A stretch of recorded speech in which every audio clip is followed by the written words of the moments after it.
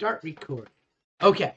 So here's the trick that I just kind of like, I'm going, okay, since he's given us equations, maybe we're going at it wrong. Not wrong, but maybe there's a more direct way. That if we could just, here's some A, B's, and C's that I just picked. And I just picked from x equals 1 through 9 and y equals 1 through 9. And I just calculated the z because, my golly, that's what Excel does, right? Yeah. And you know, it wasn't too hard. I just started picking some A, B, and C's that actually gave me a solution through this range of X, Y, and Z.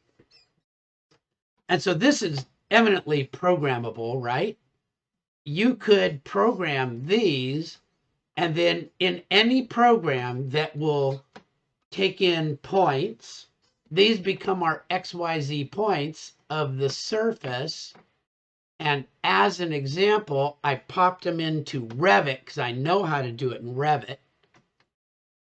And I got, that's the surface of those points that I generated, which is kind of cool. And you can see it and you can do stuff with it. And then I was just looking up AutoCAD to see how to do it in AutoCAD. I used to have an auto lisp routine, but this thing that I just posted tells you basically how to set up your Excel to use the plain old point command, and that you could script it. But I think we could do the same thing in Unity just as easily. It's just that if we put it into AutoCAD or Inventor, we can do those properties on it, maybe. So does that make, you know, but I thought that our first thing to do is to get the surface generator. Does let me go back to this. Does this look like a reasonable alternative to, unless you were able to figure out how to make a saddle or something? I was going, okay, so an ellipsoid, anything that's revolved, um, Inventor would be able to do. But I started thinking, well, what about these things that aren't revolved? They really are just weird surfaces. Yeah. Yeah, that makes sense. I think it'd be fun also to get into a little bit of like scripting to write the generator for Right, the Excel file, because you can just save the Google Sheets as Excel files too. right. Yeah, and that's what I did here. I had it in Google, then I downloaded it. And the way Revit works, you can't have any headings. It just says, you know, Mm-hmm. column A is X, Y, and Z. And so you just have to know that. So whatever you do to create your file, then you have to go get rid of your headings, right? Or put them on and I think, I'm not sure how it works if I have separate files, but you could script this to make all those different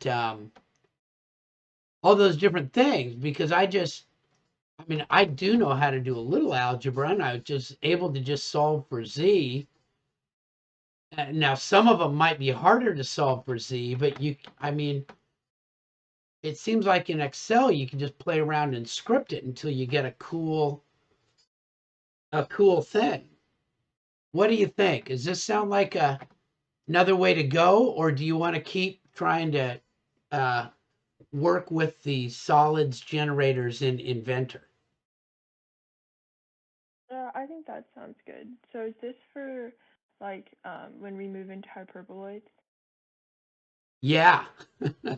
Okay. Yeah. So like for an ellipsoid, it's not too bad, right? You can easily make Yeah. that in Inventor. But those other ones, I was looking at them, I go, man, I cannot see how to do it unless you were to, well, there is one other way to do it if we want to do it in Inventor. And that would be on each plane, Like if Z equals 1, 2, 3, 4, 5, you could solve for the sketch in that plane and create the line and use the loft command. So that would be another cool way to do it if you want to do it within Inventor. But that's what led me on to this is I'm going, okay, well, I can like if I made all of these Z's 9, right? I could have a plane through Z equals 9 and I could get these solutions too, and then I could loft them. So which way do you think sounds sounds like a thing? Now that I think about it, you could do that. If you just made on each plane where you know what Z is, you could do your solution, right? Yeah. In your sketch. I think the AutoCAD version where you import an Excel spreadsheet seems a bit more automated than like making the inventor planes by hand. Right. Yeah. Yeah, this would be totally way more easy to script. And you could even, ask it which shape you want, right? Click. I want a ellipsoid, a hyperbolic, whatever. I don't even remember those things. You could make that up here and then you could give it whatever ranges you want.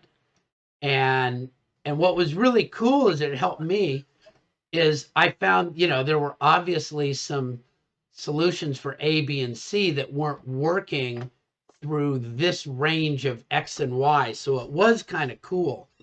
Like if I make A like 5, you'll see that there's a whole bunch of them. Oh, it doesn't work in that range, right? It stops before those because my parameter went negative. So that was kind of there's some playing around that you could do. And then of course this didn't give me an entire ellipsoid because I'm only working from X, it didn't make it, it made this other weird shape. So this is really fun. This is really cool actually. But it did make that shape, which is really neat. So Revit has a really nice import function, and I think AutoCAD does too. I was looking for it in Inventor and couldn't really find it, but in AutoCAD there's this points, and then there are auto Lisp, like import XYZ, but there's something wrong with that Lisp file that it's missing some it's missing part of its file that it couldn't find out.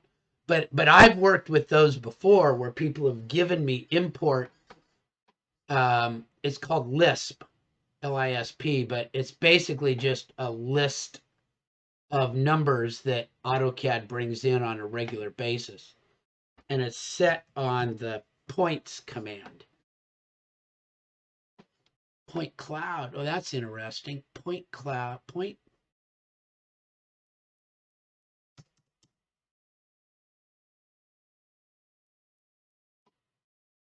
So there's some sort of point cloud. Point cloud. Oh, okay. So we can also put it into a format called RCP, and AutoCAD will just bring it in. So there's another thing. But the RCP and the RCS are basically point clouds, XYZ formats with some extra stuff on it. So I think the point command and just programming it ourselves would be easier. Yeah. Because you'll see if you look at this one, go away. they do this all the time. And basically, I think what they're saying is that you just make a comma separated list here and then concatenate it with commas. And then you can just put the whole thing in.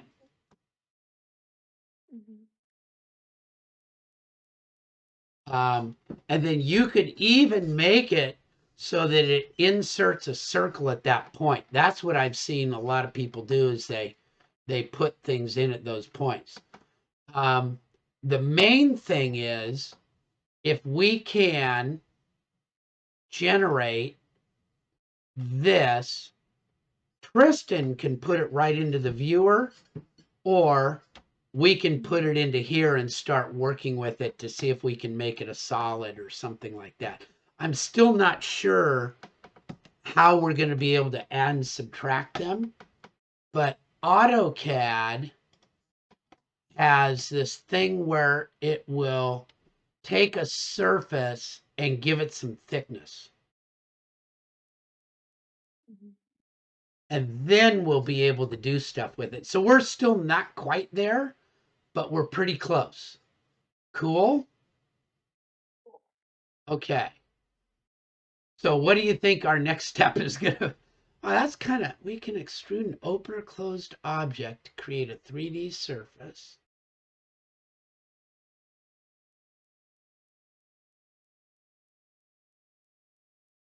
I think in terms of next steps, if you could send me that spreadsheet that you made, I can look into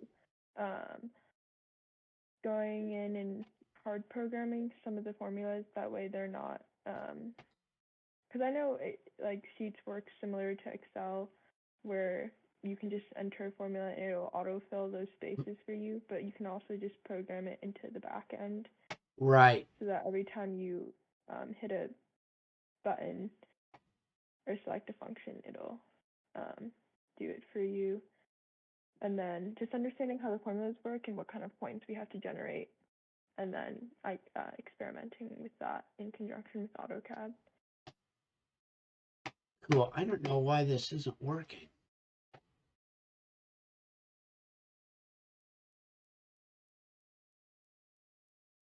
There you are. That's you. I see that it said it's shared. Where can I find it in Google Drive? Is there a particular folder? I don't know where I put it is what the problem. I just look for it. Okay, so you are 191253. W191253. There we go. Okay, I'm in. Oh yeah, it's just in the math. Oh, it is in the math one. Okay. Yeah. So there we go. And so this was what I used because he gave that to me, and then I did my best. I'm so sloppy with math. That's why I never did math very well, because I transpose things all the time. But I think I got it right. And so you can look and see if I got my formula right here. But then it would really be cool if we just scripted these out, so we have X, Y, and Z, and people can just type in their A, B, and C, or their range for X and Y, and just let it calculate a Z is what I thought of doing. Although you could find other ways to figure out the solution. And then I thought this would be ellipsoid page and maybe some different pages, but I'll let you kind of figure out how you want to work with that. It would be much better if this was always on the front page, right? So that as we import stuff or copy and paste. And then I gave you the thing on the Lisp, and then there was another one up here. Let me see. We do import X, Y, Z. Lisp. So this is the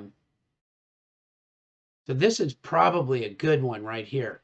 XYZ coordinates from Excel to AutoCAD using Lisp. That might be a pretty good one.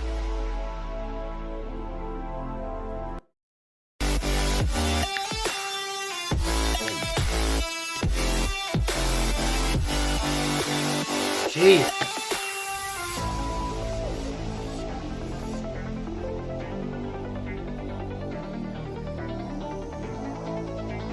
No, that looks dumb. That's not right. This one looks much better. So this is a file that this guy made, and it's supposed to look like that, but it didn't run quite right for me, and it is based on AutoCAD 2007.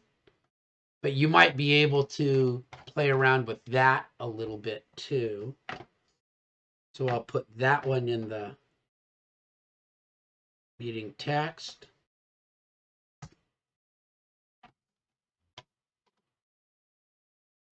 Um,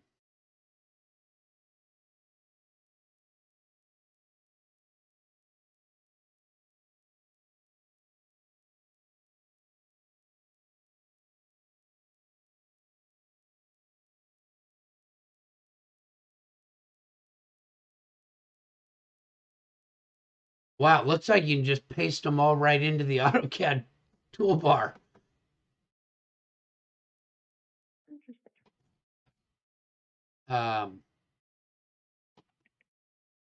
Small business life can be kind of crazy. Skip It the is my Excel sheet where I have already stored TS data, that is the easting, northing and RL of the various points. With the help of this video, you can import thousands of coordinate points just at a minute. Okay, now I am going to create the formula for the coordinate that you have to put only multiple point comment here. For that you have to go the draw menu, select point and multiple point. Then you Oh, have to okay, go the that's comment where bar, it is. right click on it and paste. Okay, you can see with just within a cool. second the whole coordinate points is pasted here. Okay, So create now points I am going multiple. to draw the 3D polyline which will join this all. That's where the trick is drawing the 3D polyline, because we're going to have a really hard thing to do. Mm-hmm. But that still might work. So let's see. Let me just take a copy of this really quick. I need it as concatenate, right? Oh yeah.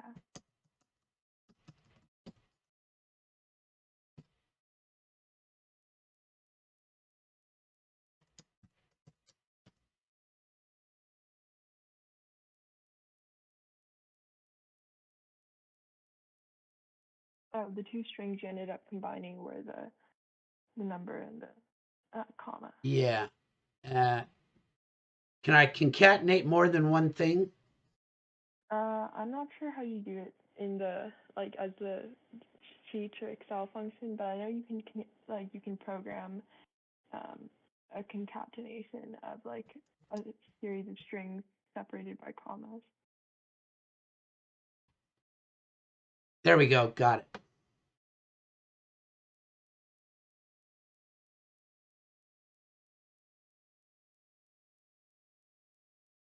Let me just take that.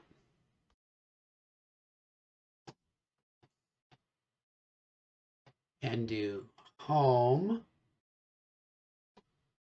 draw, points, multiple points. Oh, dang it. Was I not in? Wasn't in the right one. I hate it when I'm going back and forth. Let's see if it works the same.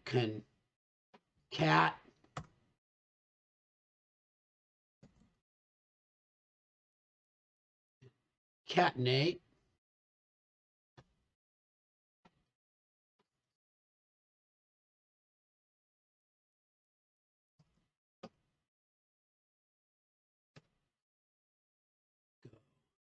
that, comma, that, comma, that. Let's see if it works the same.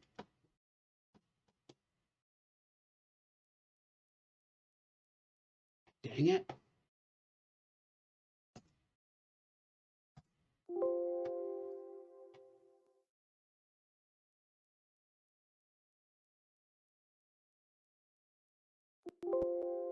Okay, got it. Got one too many there. Okay, so now I've got it in here. I can copy that.